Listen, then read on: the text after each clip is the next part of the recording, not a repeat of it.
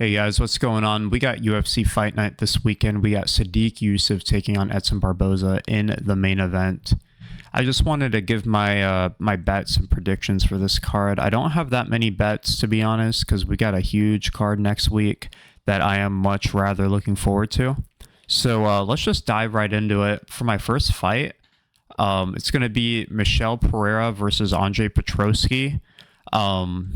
I like Petroski in this matchup. He's got a great wrestling and jiu-jitsu game, and you don't see a lot of guys have both of those things. You kind of see one guy is a great wrestler, but he doesn't really have the jiu-jitsu or the submission threat in his grappling game.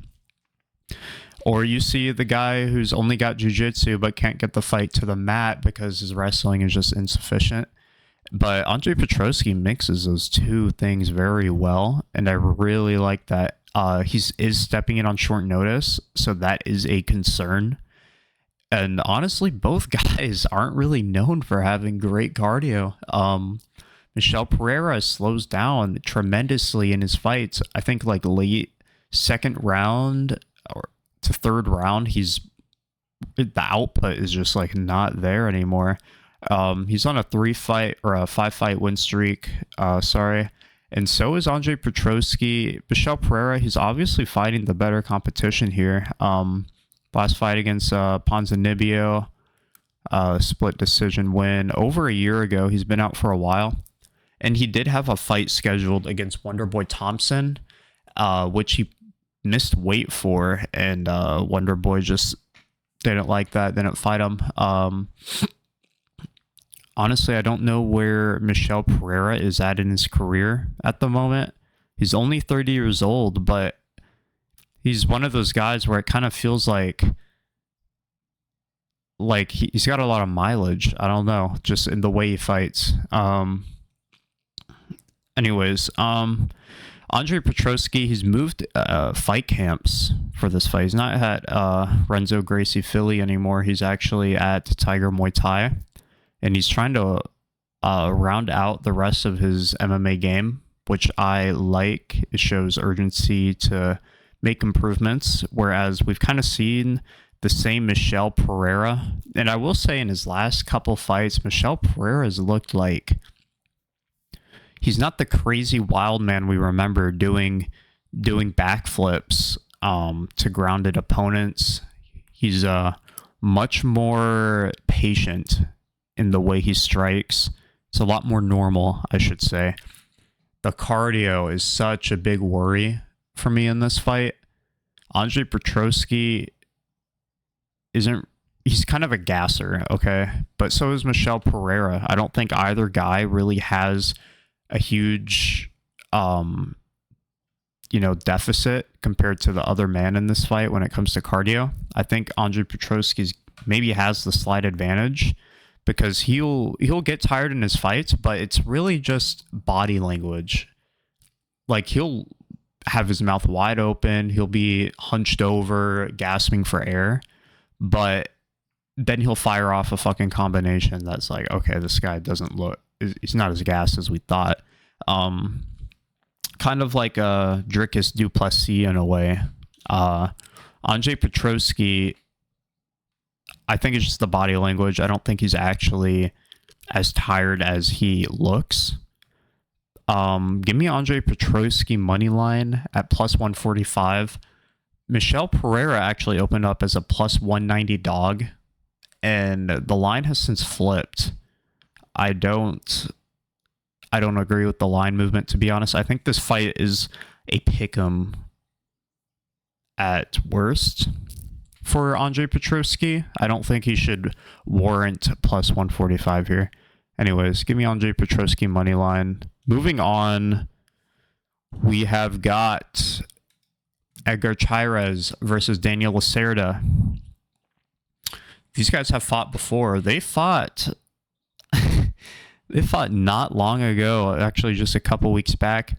They had a bad stoppage in where Lacerda was getting choked out, and he wasn't out at all, and he kind of dropped his arm. His arm went limp, but The ref just stopped it way too early. Kind of a bad stoppage, but I could see where the ref was coming from there. Chairez is a minus 300 favorite in this fight, and I honestly don't know why. I think people are just really overrating Chairez based on round 1 of the last fight. He was kind of dominating the first round, if I'm being honest, up until the bad stoppage. And I think that's partly due to Daniel Lacerda kind of switching up his game plan. He's not as the crazy wild man that makes Daniel Lacerda. At least he wasn't showing that in his last fight against Edgar Chairez. And I don't know how I feel about that. I think when fighters kind of switch up their whole identity, like a Terrence McKinney coming out patient, and then losing, I think that kind of, it never really works. Okay, you can't change your identity. If you're a crazy wild man, you got to fight like that. I don't think this fight is going to play out the same way as last time. Even though Chairez was dominating, rematches never really go the same, or at least they don't have a history to. So please just don't lay minus 300 on Chairez. Don't even parlay it. Okay. I think the value is all on Daniel Lacerda here. And honestly, I don't know if I'm going to play it yet because I haven't touched it, but I think I will later in the week. I think the line is going to get a little wider. People are going to start taping that last fight and saying, oh, wow, Chairez looked really good in round 1. And then they're going to overrate him here. Chairez should never be a minus 300 against anybody at the UFC level, to be honest. And yeah, I'm going to wait till later in the week, see where that Daniel Lacerda money line goes. Right now, it's at around plus 250. And I don't mind that. If it stays at plus 250, come Friday, Saturday morning, I will bet it. But if it gets better, that's just more power to me, I guess. And I'm going to play like half a unit on it. That's what I'm looking at. All right, moving on. We got the co-main event, Jennifer Maia versus Vivian Araujo. Jennifer Maia fights are always so close. Like, you're never going to see Jennifer Maia get a really confident decision. And she's kind of a decisionator. And so is Vivian Araujo. I think the over 2.5 rounds is at something ridiculous, like minus 400, minus 450, if I'm not mistaken. Araujo, she's a great striker with a black belt background, but she slows down in a lot of her fights, and she's been controlled in her fights pretty badly too, to be honest. She hasn't shown the ability to have, to pop back up once taken down.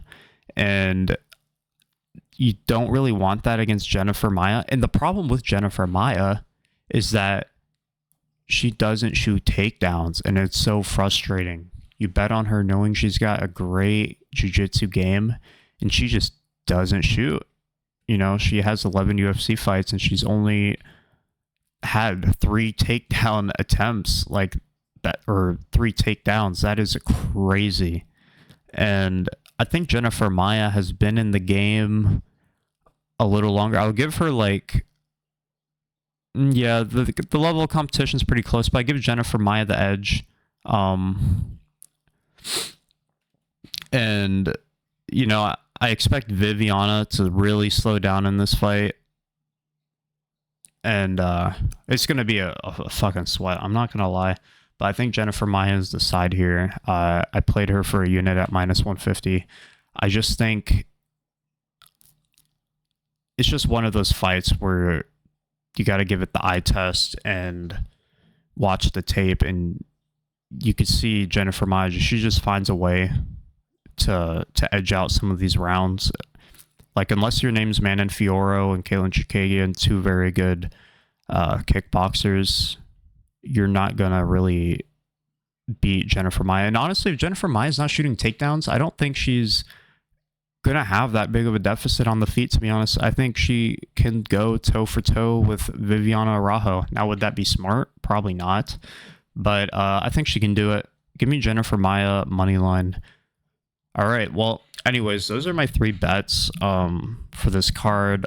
Brian, my co-host, he's not feeling well today, so he's not going to be, so he hasn't joined us. We are going to start a second show, so we'll have 2 uploads each week to YouTube going this week forward, where we just, in the second episodes, we're just going to start talking about like MMA news and what's going on in the Twitter space, and kind of like give the early read that we have on certain fights coming up, hence next week.